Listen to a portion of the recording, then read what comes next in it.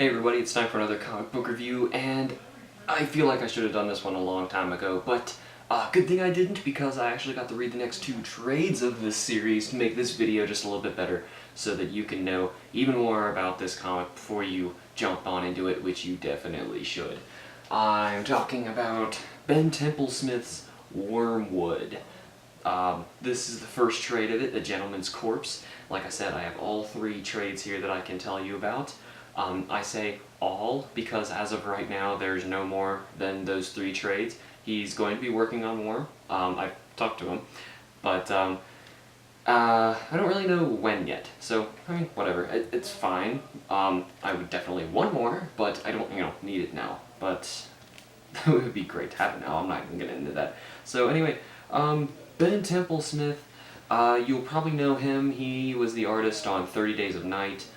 He's done a bunch of other stuff. He's usually all over the place. He's done, let's see, Fell, Criminal Macabre or Macabre, whatever it is, with Steve Niles again, who was from 30 Days of Night.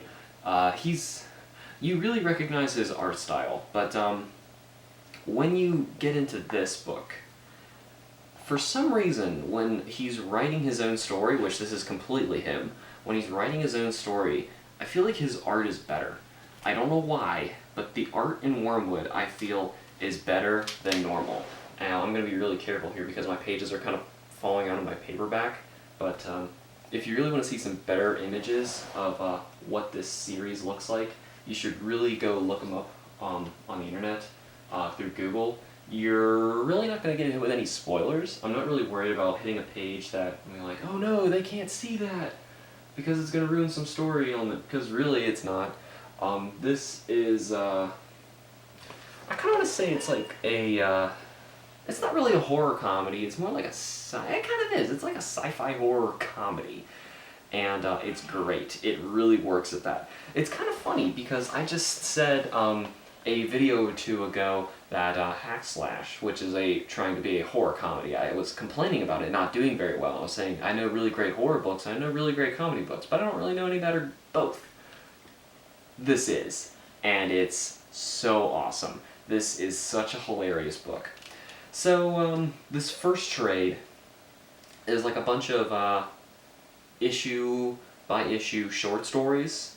I mean, you get the full story in like an issue, but it's them doing, this crazy side mission thing over here, or this like investigation over there, issue by issue, and it's changing. The next two trades after this are going to be one big story and then one big story. So hopefully that's the way he keeps doing it, because I really enjoyed that format. But as a trade one, I think the single issue format is a really good way to get this done, because I get a good feel for the whole series he has in mind, and not just, one story that he had planned. So actually you get like 3 or 4 whole different stories in here. I think, let me see, I'm going to see how many issues it tells me. It was already the 3rd issue and I was halfway through the book. I can tell you that they're very long issues, by the way. Yeah, okay, actually there's just 3 issues in here, but they're very big, and then there's a lot of back matter, like cover art. There's this sketch section where he actually says a little bit about how he works in Photoshop, which is pretty cool. So, I haven't even said anything about what the story really is, because that's probably the first thing that you'd be wondering, considering the cover looks so weird. The title of this first one is Gentleman's Corpse.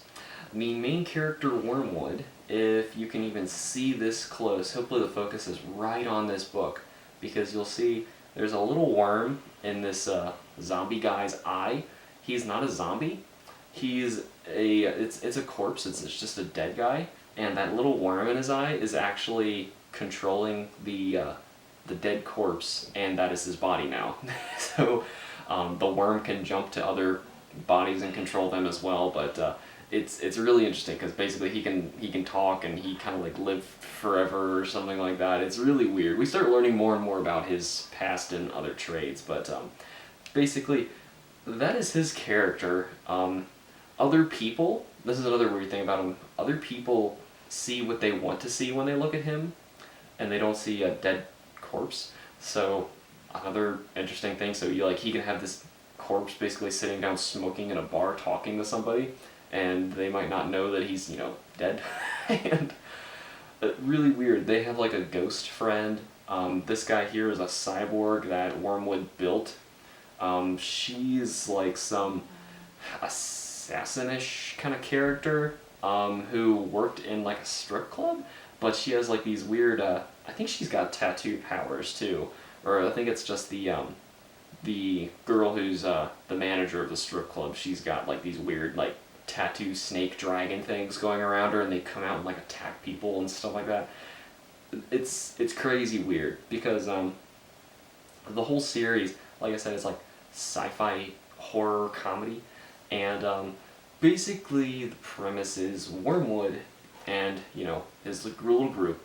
He's just trying to sit down and have a drink, and he keeps getting interrupted by whatever alien life form seems to be attacking the bar or something. Something is always stopping them. And this whole first trade is them doing 3 different, side stories of them trying to investigate, what was this thing that was, like killing all the customers in the bar or infecting the water or something like that. And it's really funny, really, really enjoyable. The first one, I really liked it. I was trying to physically find a volume 2 and 3 before I bought the others, so it was a long time before I read 2 and 3, which I've read 2 and 3 rather recently, so I know a little more about those than this one here. But this one is just really enjoyable. He's got like some scenes in here with leprechauns, which his leprechauns are like these like drunken, creepy, horny, ugly monster things. He draws like tentacles on like everything, and it's just crazy sci-fi fun. Offensive though, so he does curse a lot. Obviously they're in strip clubs, but you don't really see anything, I don't think, so don't really worry about that if that's an issue for you.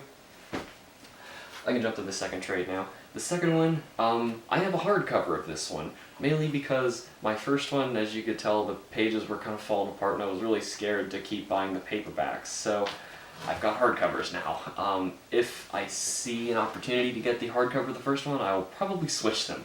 But I'll just flip through some of the art in here now that we have the chance to see it. Templesmith is really great at coloring too. Some of those scenes before were like mainly in red theme, but his color schemes and his like word balloons all change based on what character says something. It's just so smart. The color is really awesome to look at. The story is always interesting and really funny. And it's like there's nothing wrong with this book at all. In like every regard, I love this book. The colors are great, the art's great, the panel layouts are great. The story is hilarious. You're always interested in what's going on, and there's seriously like nothing I can say to why I would not recommend this book. Actually, there is one issue in the back of this one that Templesmith ironically says is his favorite. That is the only issue I would say I couldn't really give this to anybody because it starts getting a little making fun of religion. It makes fun of I think it's the Catholic Church it's making fun of, which it's fine if you've read stuff like Scud the Disposable Assassin and that didn't bother you, you can read this and it's no big deal. But if you're kind of touchy on stuff like that, just don't read this issue, okay? Don't worry about that. But the second one, It Only Hurts When I Pee, is another really great one. This whole story, I didn't really say what was in the stories of the first one just because they're different sub-stories. They're like one is different in each issue, but this one is basically Wormwood gets bitten by a leprechaun during leprechaun fights that are like wrestling or something, or like more like dog fighting. And since he gets bitten by one of them, apparently that gives him some leprechaun curse where the only way to lift it is to get kissed by the queen leprechaun. So they have to stop what they're doing again, so he can't drink. He has to go to this like other dimension they're like trying to find, the Queen Leprechaun, and of course she's like this gross lady, and not even really lady.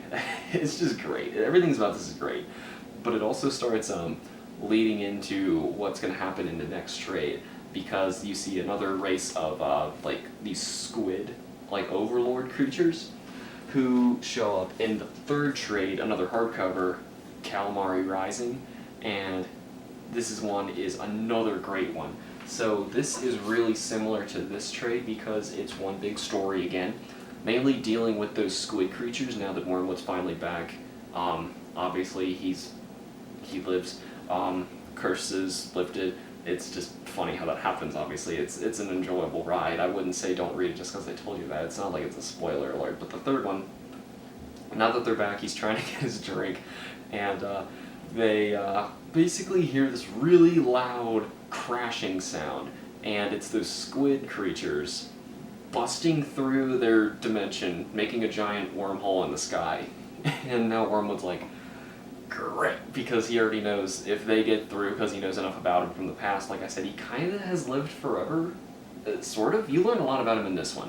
I'm still not quite sure about his past, but he knows enough about these things to know that they're basically going to destroy the world. So he's going to do his best to try and stop them, and he's trying to have everyone else stay.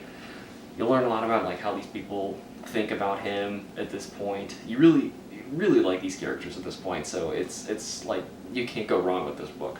And it's basically them fighting these squid creatures off, and really enjoyable again, really funny.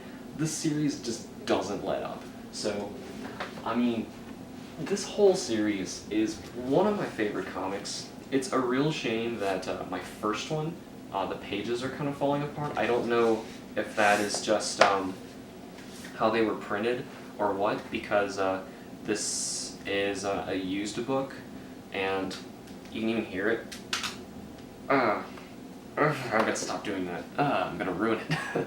But you can even hear that it's starting to fall apart. But the hardcovers, I can guarantee you, they do not, and they are great. And I would like to see my first one in hardcover form too, because they don't line up quite right. And this is just a great, great series. If you've read anything else of Templesmith's, I've read a lot of his stuff, and I have to say, this is the best thing he's done. Not just because he wrote it. I think his art is the best in this, and really, the story, too, of anything that he's been paired with, this is the best. I even told him at IndieCon when I was talking to him, that I thought his story in 30 Days a Night Volume 4 that he did with Matt Fraction was some of his best stuff, and he said, you know, honestly, I don't even really remember that one, because I just kind of got sent scripts and drew what he wanted and sent it back, and that was it. And I was like, oh, that's a bummer. So it's not like any back and forth or anything, so I guess Fraction just kind of sent him stuff, and he was like, okay, whatever. So I see why he's not really attached to it. It's his own story. He's so attached to this, and you can see it, because it's awesome. So I definitely recommend Wormwood for anyone who's interested in getting it. I'm definitely going to grab Volume 4 as soon as I can. It's one of those, it's actually now one of the very, very few series that I'm buying trades for up to date on as much as I can, because this is a series to watch out for. Really enjoyable, really can't talk it up enough. I had my friend read the first trade to cheer him up at Indie PopCon. We were talking with Templesmith, like I said, and he really wanted to read Wormwood anyway, so I was like, you know, he's having a bad day, he should probably read Wormwood while we have the chance. And it totally cheered him up. Super awesome book. Really, I can't even say anything else about it. You just gotta read it. So, I'm just gonna stop before I make the video way too long and nobody watches it, because you need to see it, you need to read it, you're gonna love it. I'll see you guys next time in the next comic review. Let me know down in the comments if you have anything to say about Wormwood. I'll see you guys next time.